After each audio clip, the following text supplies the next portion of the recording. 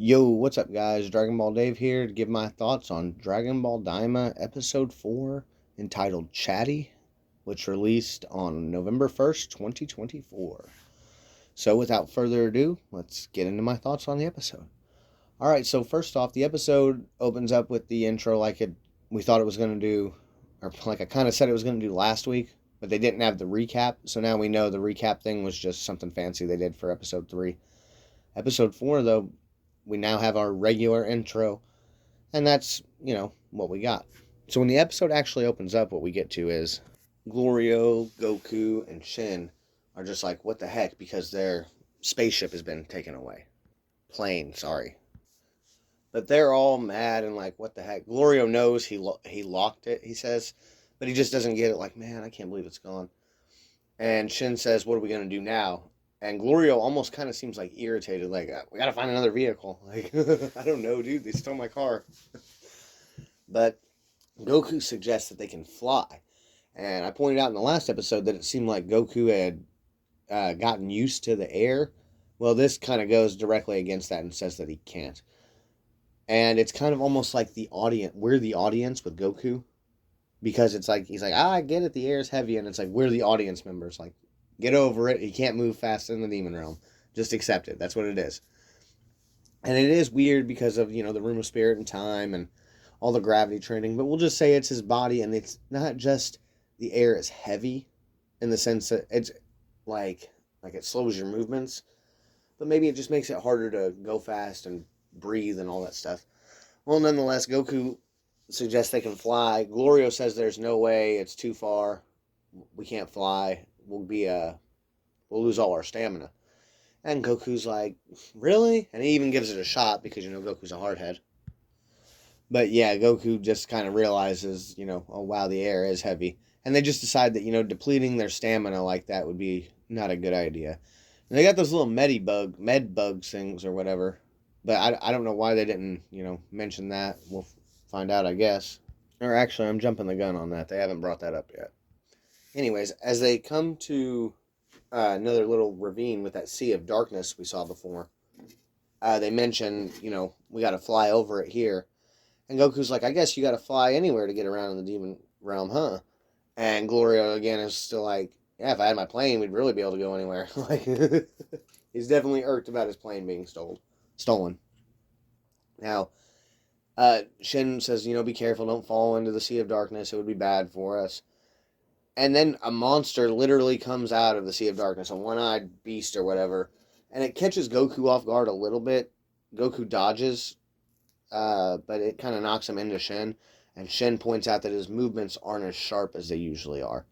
So all that beating those guys up in the bar in the last episode was Goku getting a little used to it, but he still is not totally used to this air or anything like that. Now, Glorio then comes up and just smokes this monster. Hits it twice and knocks it back into the Sea of Darkness. And they're still worried about the Sea of Darkness. And I thought, like, well, if that thing lives in there, then what are you worried about? You just smoked it. And now maybe the Sea of Darkness is more like air or something, or maybe that's a baby, like, monster. Like, I don't know. I don't know. If it's the air down there, it's like poison gas, and maybe it messes you up. And this monster just lives in it. That could be it. A buddy of mine, when we watched it, he talked about the ocean. And he's like, yeah, man, there could be tons of critters that live down there. Some of them just aren't affected by the stuff, and that's what it is. But there could be something bad down there still. I don't know. Glorio just smoked the big monster that lives down there and came out, knocked it right back in there. So it can't be that scary, I don't think. So it's probably something more to do with, like, your mind or, like, breathing or something. And that's why a mindless monster wouldn't have any issue with it. But who knows? It was still cool to see Glorio kind of, just smoke this monster. And after he does, Goku makes the comment that he might be stronger than Supreme Kaioshin, whatever.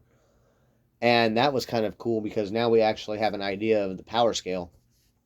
Supreme Kai was fodder in the Buu Saga. There's just no way around it. And Glorio might be stronger than him. So that right there tells us that, Glorio kind of seemed like he was moving better against, for sure against this creature than Goku did. So that kind of tells me that, Goku is nerfed so bad that he's, Shin levels. or possibly even below it. Now, Shin himself is probably also much weaker because he was made a child, or a mini version. But that actually is one of our first kind of ideas, because so far they've just told us that his movements are off. He's not used to his body. So he could very well just be the same strength, but he's just not used to using it. Well, now we actually have an indicator that Glorio, who does better than him, might be stronger than Shin. Now, I do think that when he says that, he's saying, yeah, he is stronger than Shin. And Shin's like, oh, I'm a good fighter too. Like, since when? I mean, I guess he did kind of do better than Gohan did against Majin Buu. People kind of overlook that, I think.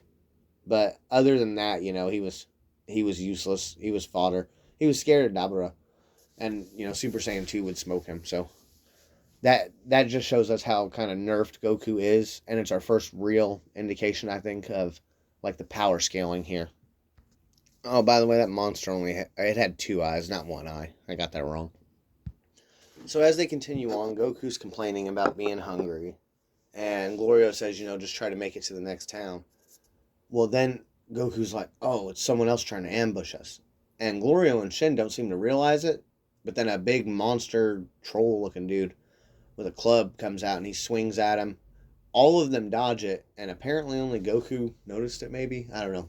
Goku one-shots this guy, kicks him one time and destroys him. Oh, excuse me. But he, what was I going to say? Oh, yeah, Glorio is like, hey, how did you know he was there? I didn't see anything. And Goku's like, well, I sensed his ki. And Glorio doesn't know what that is. And I think that's kind of interesting because, it's energy. But, a buddy of mine kind of talked about how, like, the way they use energy in different shows is different. Sometimes it's magic. Sometimes it's, like, light. Sometimes it's, your literal energy. Like, if you're doing push-ups and jumping jacks, it's your life energy. Now, ki is supposed to be energy, life energy, or whatever as a whole, I thought. But Shin says that Goku can sense an invisible energy, an invisible kind of energy. So apparently ki is just one kind of energy. And this kind of goes into when Degasu and Goma, they were like, Goku and Vegeta seem to be able to fire light from their hands. So they didn't know what ki was. So that's kind of a weird thing, a neat thing, I guess. But Goku can sense demon ki. We know that. Which, I mean, we already knew that anyways. But I guess that's kind of another little cool throwback to that. I still think it's a little bit weird that Supreme Kai used that wording, like, about Goku, because it's like, you can't sense ki. I'm sure he can. And that could be just a wonky subtitle thing. I've been tripping on subtitles for no reason, the whole series. But, I don't know. I just thought it was a little bit weird, but it is neat to elaborate more on why. One, it's not even really a true elaboration. That's just me connecting the dots. But that's why Degasu and Goma were like, oh, they shoot light out of their hands. They didn't know what ki was. So that's kind of cool to me. So as they're walking along, they come to a teapot-looking shop or house, and they say they're going to go there. Goku says, great, I'm going to get some food. There's this lady in there. I mean, obviously she's a demon. We don't really know like what kind of demon she is or anything. But she gives him a special. It's skewered lizard, nothing fancy. Goku's hyped about it, though. He loves it. Gives him some little juice. She says it's like herb juice and honey. Goku is like, ugh, it's bitter. And so, he's making a funny face. And she's like, oh, it really grows on you. But she seems like she's cool for now. Glorio says that they're there about, getting a plane and looking for a way to travel. And then she calls to her husband. Well, I assume it's her husband. She says, honey. So, maybe it's not her husband. But she calls to him. And some funny-looking cartoon character guy comes out. A lot of people have compared him to like a One Piece looking cartoon. He almost looks like a knockoff version of Dr. Mew. And, I'm really doubling down on that Dr. Mew stuff, guys. But that's what he reminded me of, kind of. But he's deaf. He can't hear. He tells Glorio that he doesn't have a plane, but he has these sprouts, these seed spore thingies, whatever they're called. And basically, it'll be 8,000 Dorogo, whatever that money is, $8,000 basically. And that's for the 3 of them, and they'll only get about 120 kilometers out of it. And Glorio says that doesn't seem like a good deal, so let me take my business elsewhere. And the old man's like, no! All of a sudden, he goes from being deaf and not hearing. He heard when he said he's going to go somewhere else. He heard when he's going to lose that money. So that they go then and look at other stuff in the store before they do that. But Gloria and him do agree to do the little seed sprout thing. So as they're looking through the store, they come across these little bugs, and Goku picks them up. He's like, well, what the heck is this? And the lady, I'll have to look her name up in the credits because I'm sure they say her name. But she says that you guys aren't, she can tell Shin and Goku aren't from around here, and that's interesting. She says that about Shin. Probably, he's a Glen. Why would they be in the third demon world?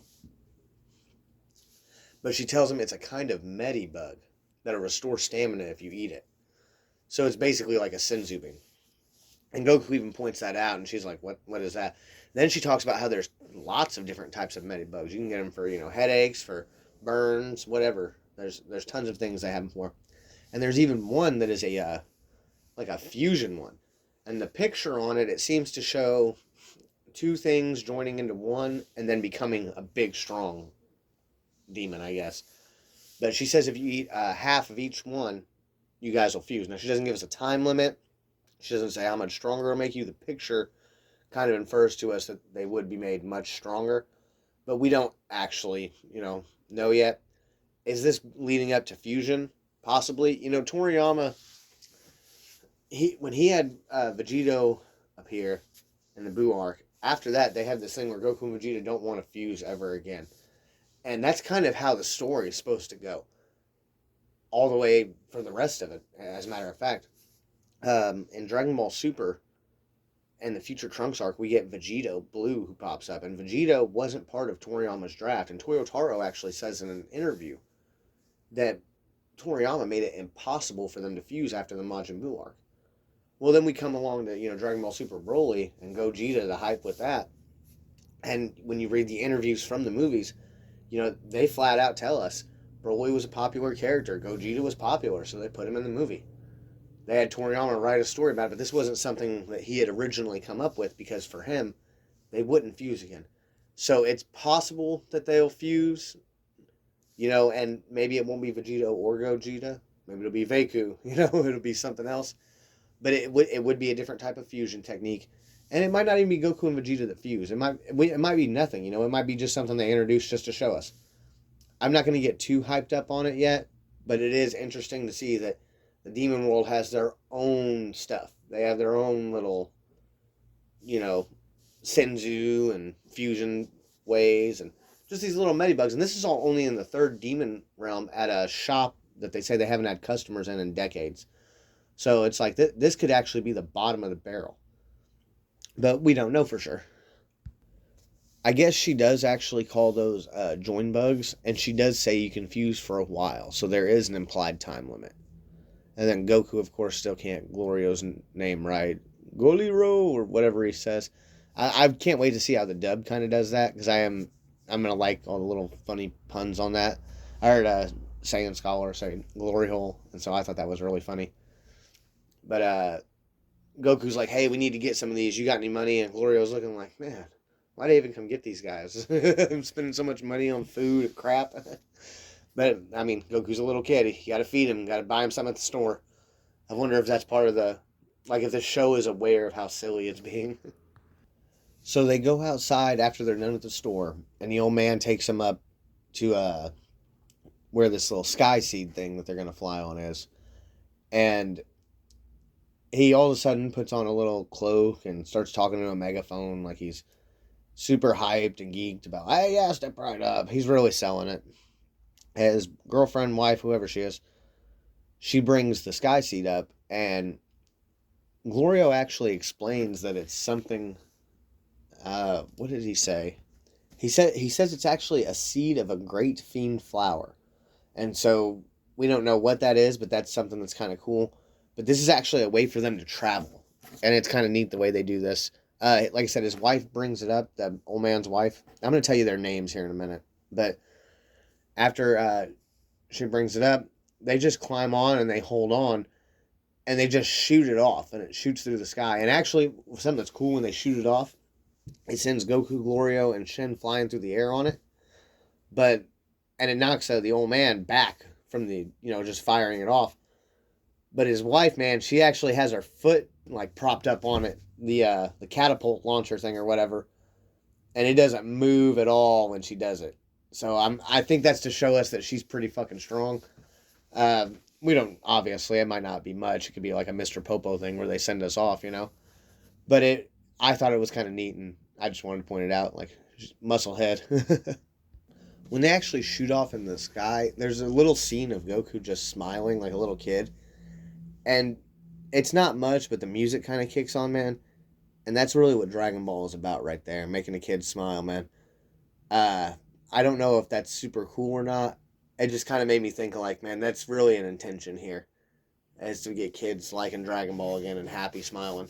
So I thought that was kind of neat. Shin is surprised. He asked Glorio, like, how they're flying this thing, and, he's so stupid. He just watched him shoot it off, so Glorio tells him that we're not flying it. It's just shooting through the air, and it's eventually going to fall. We got to jump off before. And Shin actually gets scared, even though he can fly. I don't know. I mean, this guy was scared of Pui Pui, so whatever. They end up going over the Sea of Darkness that, like I said, I'm not worried about. But they're worried about that as well, and they just kind of, like, jump off. Shin's a little worried. Glorio looks like he's taking it serious. Goku jumps off smiling, and it literally cuts to the, like, where the commercial would air. And they're already landed. So it was nothing, There was nothing. Like I said, it's just kind of Goku happy-go-lucky through this. And I think that's kind of what the meat of this scene right here is. It's showing, that classic Dragon Ball thing. A happy-go-lucky thing for the kids. But maybe I'm reaching with that, who knows. So when they actually jump off the sea spore or whatever it is, they get off, and Glorio said, we actually made quite a lot of distance with that. It's still about a half a day's walk to the castle. And Goku's like, well, let's fly the rest of the way. We got these Medibugs we just bought. We'll just, get our stamina back. And that actually makes a lot of sense. But Glorio and Shin flat out say, I don't like bugs. I mean, if Dende's life is really in jeopardy, then I don't give a damn what you like. Eat it anyways. But they just said they don't like bugs. So they just walk. And, like I said, I thought that was kind of weird because Goku actually, for once, has a good idea. And they just shut it down completely. Like, for not a good reason. I just thought that was like, what the heck? But, whatever. I guess they're saving those Medibugs for something else. And that might be beneficial later. Because they didn't use them here, they might need them later. Because they didn't buy all of them. They just bought a select few. So we don't know how many they have. But I do think it showed like 4 different kinds when Goku suggests it. So I assume they bought 4 different kinds at least. And for him to suggest all of them eat one, there's probably at least 3 in there of each kind. But we just don't know. We don't know. But like I said, Goku had a good idea, and they shut it down because they don't want to eat bugs. They don't like bugs. Okay, so as they're walking, Goku's complaining about being thirsty and hungry still. Then he has a thought. He says, come to think of it, Piccolo mentioned that the Demon Realm had Dragon Balls. And Glorio says, yes, of course. And in all technicality, you could consider them the original Dragon Balls. And, that's kind of neat because I've said it before. Sorry, Dragon Ball Super. Sorry, Zarama, or Zalama, whatever you guys call him. This kind of shows us, again, they're ignoring Dragon Ball Super. I'm not even going to dwell on that too much. I've said that so many times. But the Demon Realm balls, the ones Neva created, appear to be the originals. And Goku's like, whoa, how do we go find them? And Glorio's like, there's no need. Everybody knows where they're at. And Goku's like, well, why don't we just use them? Goku has another good idea here. And Glorio's like, we can't. Nobody can beat the Tamagami. And Goku starts talking to him a little bit more about it. Or, I'm sorry, Glorio starts talking a little bit more, and he says that each demon world in the Demon Realm has one Tamagami guarding a Dragon Ball. In order to get him, you must fight and beat the Tamagami. So this instantly gets Goku hyped up, like, oh yeah, let's go fight these guys. But yeah, Goku's kind of like, oh, I want to fight him now. And Glorio says, as far as he knows, no one has ever had a wish granted. And Goku's like, oh yeah, I really want to try now. Because, if Dabura really was the big bad here and the Tamagamis ain't shit. Well, actually, they would be right now because you're weaker than Supreme Kai, as near as I can tell, Goku. But the Tamagamis, Goku's kind of hype. He wants to go get him. Shin says, we can't. We got to rescue Dende. And then Goku again has another good idea. He's like, wait a minute. All right, so Goku actually comes up with the idea that we could go get the Dragon Balls while on our way to rescue Dende and become normal and save Dende. Shin thinks that's too much to do. It's all far out of the way. They say that the Tamagami in this realm, or I'm sorry, in this demon world, is in the opposite direction from where Warp spit them out. So, well, poop them out, I guess. So they're probably not going to fly immediately right over there. But Glorio then says, actually, that might be worth pursuing, and says if something happened to Dende, that'd be bad news for you guys.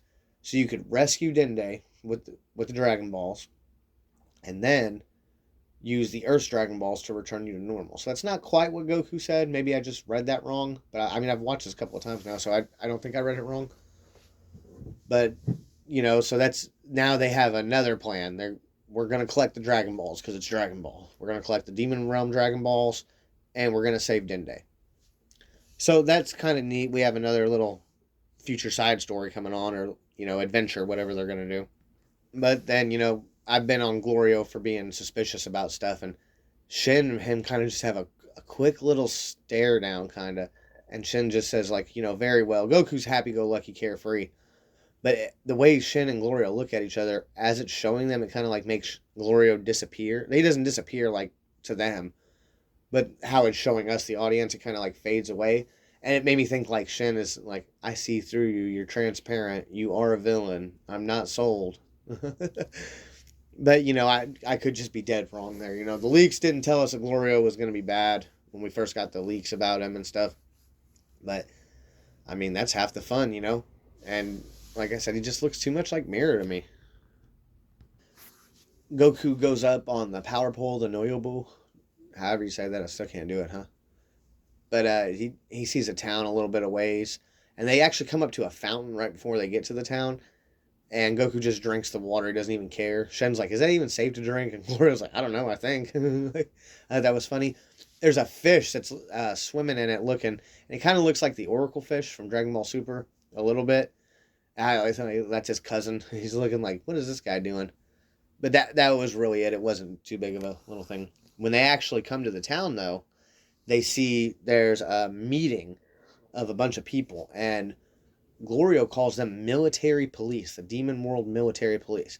So I remember a few episode reviews back, I said that I don't think there's no police in the Demon World like that, or in the Demon World 3 like that. And at first here, it seemed like I was wrong, but then we find out that Goma sent them because Dabra is dead, and he wants them to pay more tribute to him, essentially. And so everybody's got to pay 3 gold coins, or else they got to pay 3 years of their life for each gold coin.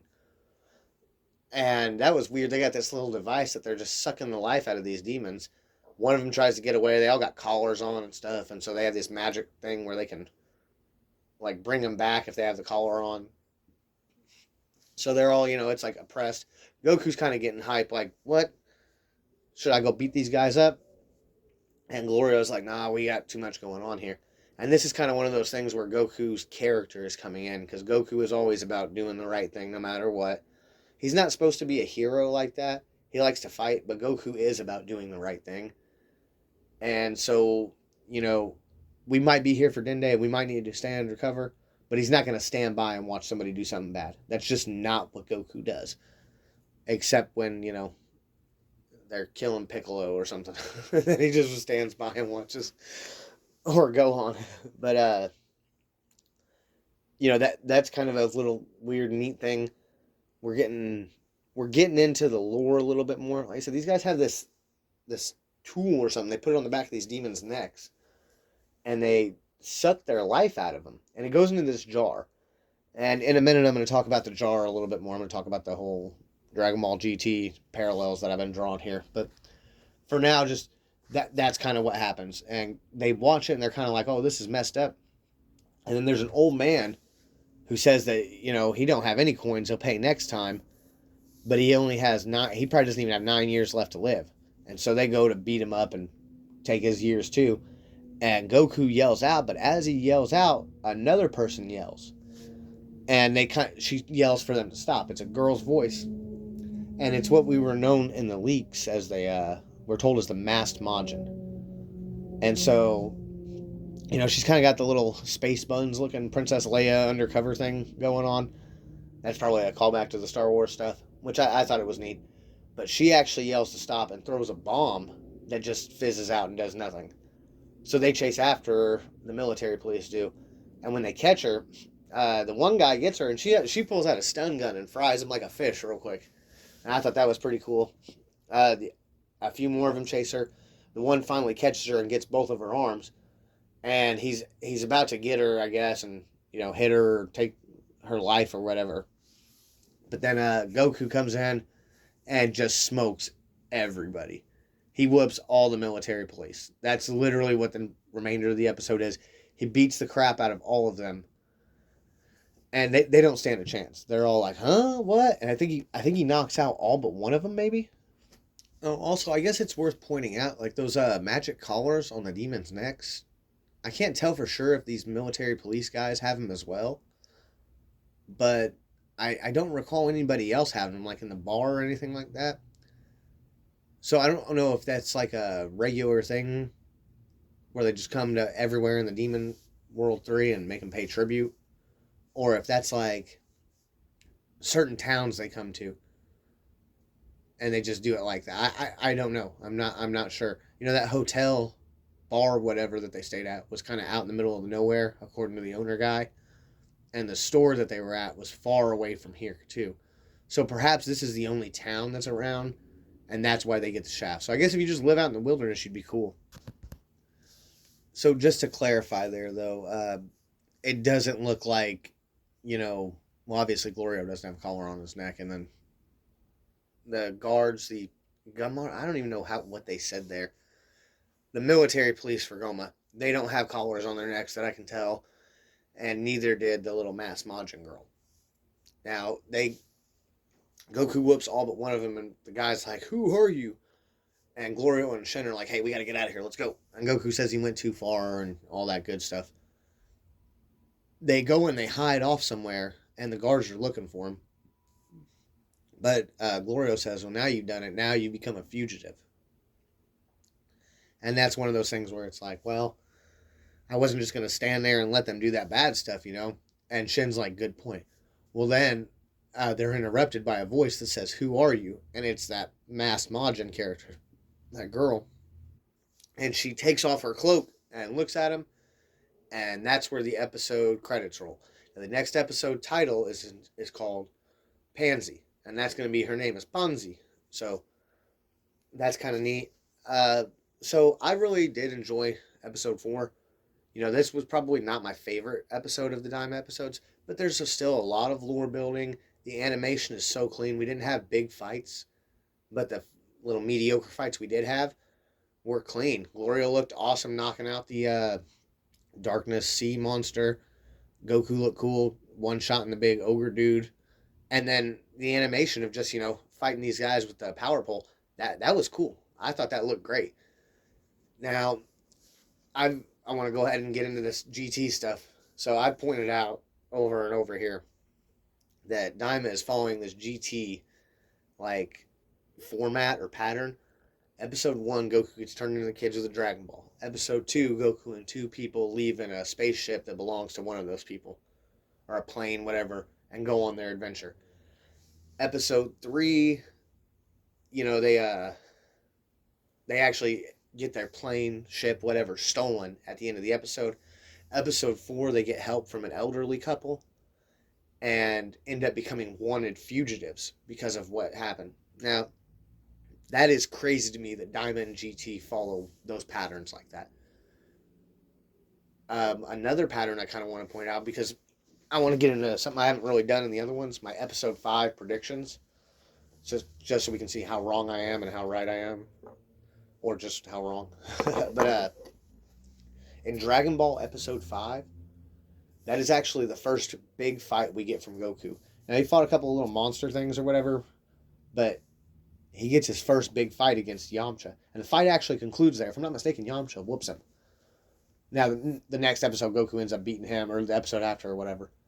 But that was interesting. Now, episode 5 of Dragon Ball Z actually has Goku lose to his battle against Piccolo and Raditz. Well, it's actually, he just gets killed by Raditz, but episode 5 ends the battle with Raditz, the first main fight.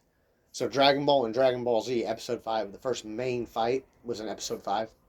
Dragon Ball Super kept this energy. Episode 5 is where Goku faces off against Beerus on King Kai's planet. And so this is kind of a theme here. And then, of course, in episode 5 of Dragon Ball GT, Legic is the first big fight that Goku has in Dragon Ball GT that really matters, you know. And so I think that episode 5 for Dragon Ball Daima is actually going to give us our first big fight.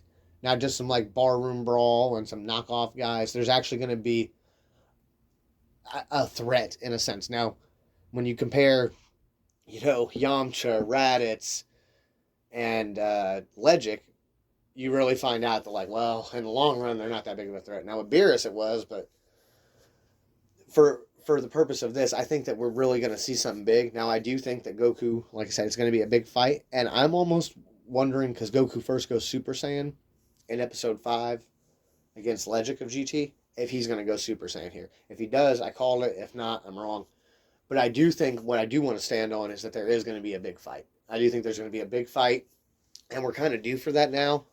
All these first 4 episodes have been packed with lore building. Even this episode, which didn't have as much lore building like that, they introduced these Medibugs and this evil tree, and we see a beast come out of the Sea of Darkness. Like, Dragon Ball Daima, I'm eating it up, guys. I think it is good. It's not, you know, perfect, and I'm trying to be really weary of how much negative stuff I say about it. Eventually, I will, you know, maybe make a video talking about all the things that drove me nuts in Dragon Ball Daima. But as of right now, it's just kind of like, it's flowing, it's cool. I'm liking the lore. I like being in the Demon Realm. So if it's not too action-packed, as long as they keep dropping those lore bombs, I'm cool with that. But I do want some action. Like I said, the action in this was cool. Last week when Goku fought the, you know, in the bar with the plates, that was cool. Glorio beating up the barroom guys, that was cool. This week we had Glorio looking cool for a second and Goku looking awesome against the military police guys. So, you know, that was really neat. And I look forward to episode 5, which comes out when I'm actually recording this. It comes out tomorrow. So, you know, I'm hyped for that. I can't wait, really. I'm enjoying Daima. So just, you know, if you enjoyed this, actually, I don't even care if you like this. If you like Daima, though, let me know. Like, talk to me. All right. Appreciate you.